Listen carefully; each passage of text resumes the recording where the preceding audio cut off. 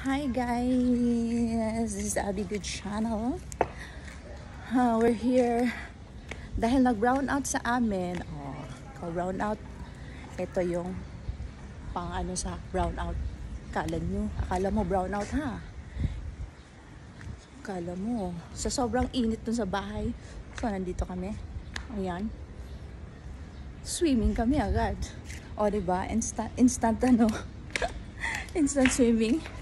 Dahil brown out sa bahay namin. Kaya, ito na lang. Yan na lang gagawin namin. At maligo na kami. Kala mo brown out na. Ikaw ha. Wala kami pang ano sa'yo, pang laban. May pang laban kami sa'yo. Yan. Tara. Samahan mo kami. Samahan nyo kami guys.